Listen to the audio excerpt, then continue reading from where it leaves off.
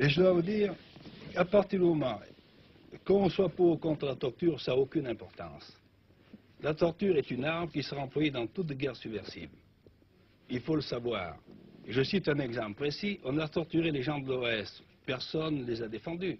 Mais les gens qui rentrent dans une guerre subversive savent qu'ils seront torturés. Et si vous prenez par exemple pendant la guerre de 39-45, les résistants violaient les lois de la guerre. Ils savaient qu'ils seraient torturés. Ils faisaient quand même leur métier. Et leur gloire, c'est de savoir qu'ils allaient être torturés. Ils ont fait quand même ce qu'ils avaient à faire. Il faut savoir que dans la guerre subversive, où seraient torturés, il faut monter dans la guerre subversive en fonction de la torture. Il ne s'agit pas d'être pour ou contre. Il faut savoir que tout prisonnier arrêté dans la guerre subversive parlera. Sauf s'il fait le sacrifice de sa vie lui-même ou s'il se suicide. On obtiendra toujours ses aveux. Alors, une organisation subversive doit être montée en fonction de ça pour qu'un prisonnier qui parle ne mette pas en l'air toute l'organisation. Youssef Saadi. Vous abordez le problème de la violence qui est d'actualité même, qui date depuis des années maintenant. Un révolutionnaire qui s'insurge, qui veut faire en sorte qu'il y ait un retour aux sources du colonisé, qui se veut maître de lui-même, utilise tous les moyens, tous les moyens pour être libre. Si vous voulez, j'interromps Yassafzi pour mettre la chose au point. Je pense que vous avez peut-être lu Clausewitz, qui est le théoricien numéro 1 de la guerre. Clausewitz a dit « La guerre est une épreuve de violence, il n'y a pas de limite à la violence. » Clausewitz. Alors, concluez. Youssef ? Ce n'est pas une fin en soi, la violence, parce qu'elle réserve toujours des lendemains avec des surprises du lendemain.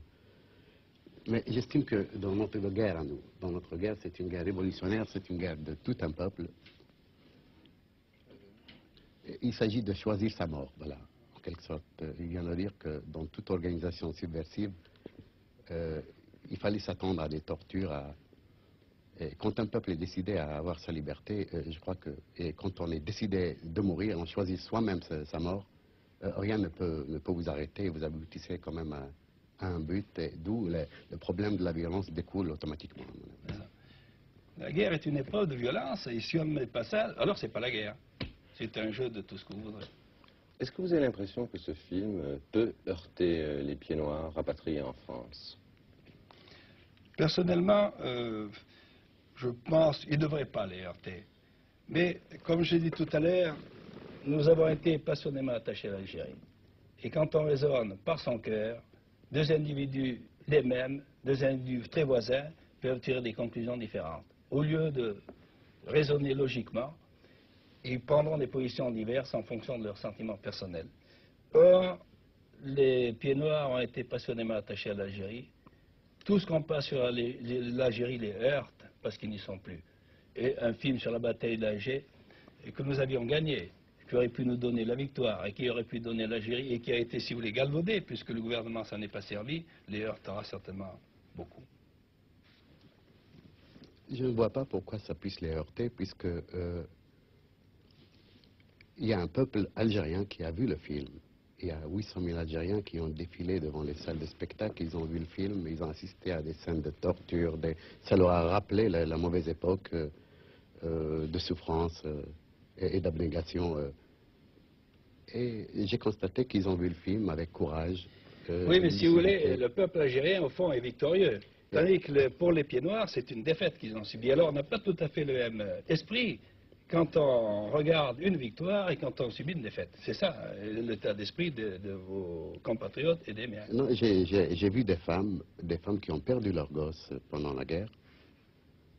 Elles n'ont lancé aucun mot de haine. Elles ont accepté ça en faisant couler des larmes, évidemment, ça rappelle de mauvais souvenirs, incontestablement. Mais il faut avoir le courage de dire que ça a existé, ça fait partie de l'histoire de France et l'histoire de l'Algérie. Donc c'est des choses qui ont existé, on ne peut pas les nier. Oui, c'est pour ça que moi je tiens à ce que ce film passe sous les réserves que j'ai faites. C'est une page d'histoire, c'est une bataille dans une guerre qui a été faite, qu'on doit montrer. Oui, ça a existé. Et quand vous dites que les Algériennes ou les Algériens sont émus en voyant ce film, vous n'oubliez pas qu'il y a eu des sentiments d'affection formidables entre vous et nous, et que ces sentiments ne sont pas brisés pour autant, et que nous devons d'ailleurs essayer de les remettre en œuvre. Actuellement, il y a une coopération fructueuse entre l'Algérie et la France. Monsieur, je vous demandais à chacun encore une phrase. Vous vous voyez ce soir pour la première fois depuis 13 ans. Oui. Si vous aviez une seule chose à vous dire l'un à l'autre, que diriez-vous? Allez-y.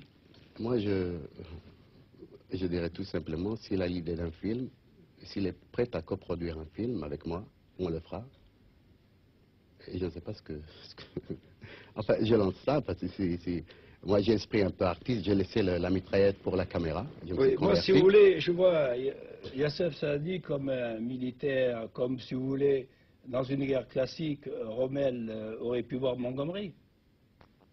Ça m'intéressait beaucoup, quand je l'ai arrêté, de savoir son organisation qui était en face. Un militaire, c'est d'abord un technicien de la guerre. Et j'ai interrogé Youssef Saadi, nous avons discuté pendant un mois comment il avait fait son organisation. Et lui, ça l'intéressait de savoir comment j'avais démoli son organisation. Et maintenant, ce qui m'intéresse, c'est de savoir ce qu'il est devenu, ce qu'il fait, et si vraiment les idéaux qu'il évoquait ou qu'il pensait quand il se battait dans la Casbah sont réalisés. Oui, le vœu le plus profond a été... nous sommes indépendants, j'ai lutté pour ça et chaque révolutionnaire aime vivre et voilà. Je fais du cinéma.